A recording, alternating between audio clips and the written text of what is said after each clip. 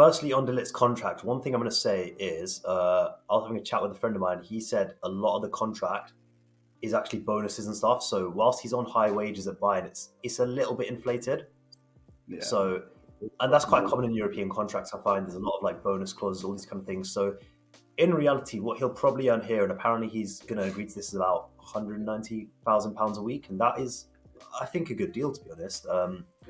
Like you said, Onana played under Ten Hag, and he played in Ten Hag. Remember, they actually played together in that Champions League run, Onana and De Ligt, so they know each other. In terms of the fit, I think De Ligt and Lisandro Martinez are not a perfect fit next to each other. You probably want someone a little bit more athletic. I mean, De Ligt, he's fast in a straight line, but on the turn, he can be a little bit awkward. Maybe someone comfortable covering Lisandro a bit, but I think De Ligt helps us a lot. There's a lot more positives than negatives. So one thing I'm immediately looking at, of course, we've lost Raphael Varane, and that is a huge loss for a lot of reasons. But the biggest thing maybe is his character and his leadership. Now, there's an absolute chasm left, and if there's any centre back in the world available to us who could fill that chasm for us, it's De Ligt. We know the kind of character he is. We know what the leader he is. Obviously, he captained Ajax as a teenager to a Champions League semi-final. He was considered a leader at Juventus, at Bayern.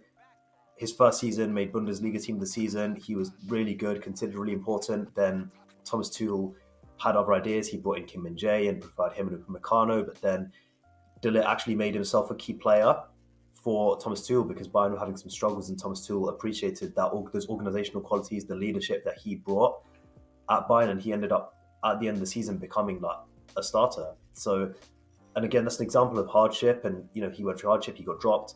Some players would have gone to the media, whatever. He stayed, worked hard. He won his place back. And you need characters like that in the dressing room. So I think De Ligt's character, his leadership, are really important qualities. And I sent some article the other day that if Bruno Fernandes leaves in 2 or 3 years, that's probably the next captain of the club right there, because he's got that personality about him. I could very much. It's a big shout, but I'm convinced. I'm it's convinced also Dallow's not next. I'm convinced Dallow's next. It could well be Dallo, but I think I could see it being De Ligt if he came, because he is just a leader, a pure leader. Everything about him screams it. In terms of on the pitch, I immediately think he helps us a lot out of possession because he's comfortable starting high up the pitch. So now, one of the problems this season is that players are not as comfortable starting high up the pitch without Lisandro Martinez. So when it's Martinez and Varane, they start high, they constrict the space, that's fine. Maguire, Evans, they start a little bit deeper because they're a little bit slower, not as good on the turn. They'll step up. Maguire, we know from deep, will step up a lot, but Varane has a start position that's initially higher.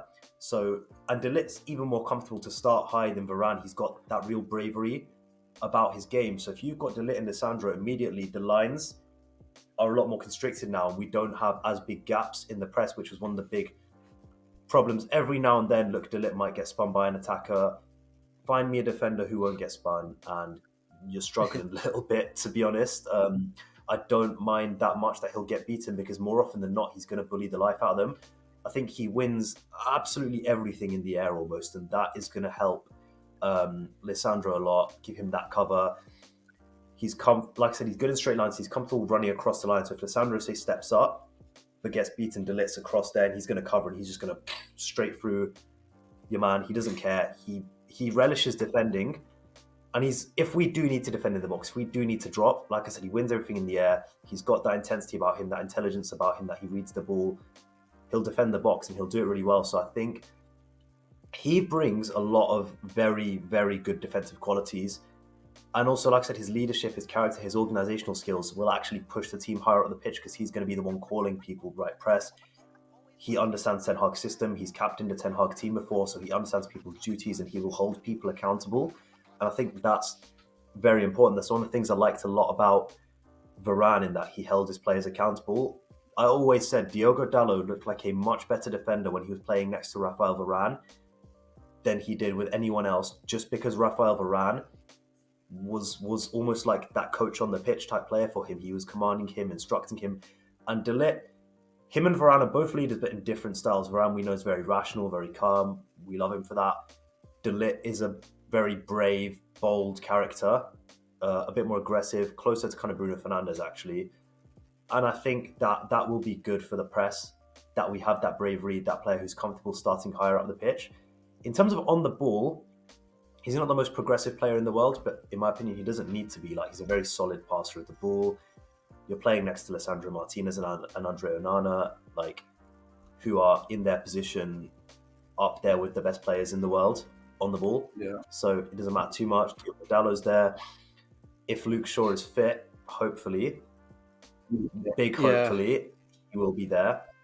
I do feel for Luke Shaw a lot, honestly, because even from his own comments, you can tell how frustrating it's been for him to not play. And actually, part of the problem is he's trying so hard to force himself back that he's getting injured. And I've said this is a problem with United for years now, that players get injured again quickly because they've never fully recovered, but they're so desperate to play. Luke Shaw's had that problem. There was that statement he put out on social media at the end of the season where he just apologized. He said, look, I know this is hard for you. It's hard for me as well. And that really put things into perspective for me a little bit, because you look at how much stick he gets for being injured. Look, the guy had his leg broken in like 2 places at, 21 years old, I think it was. Yeah. You know, he actually then found out afterwards he almost lost his leg. That's not easy to recover from, and that always creates a mental barrier. And he's done so well since then to actually go and still have a very respectable career. He's currently Man United's longest serving player. He's a really quality footballer. It's not easy for him to always be injured. And even 22-23, he actually played a lot of football. He's had these seasons where he's played a lot of football, but last season it was just he couldn't get fit again. He just couldn't fully recover. And we need better recovery processes in place in general. So I do feel for Luke Shaw a lot. But anyways, back to the point.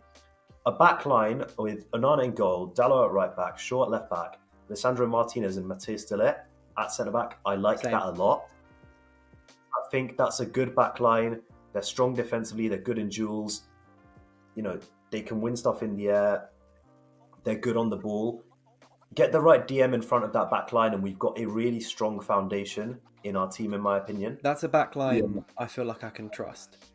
Is an issue I've had I felt like 100%. With our back line, even to an extent Onana, I felt like at points I've not been able to trust them to not concede. So therefore I'm sat there going, we need to score 2 before the game's even started.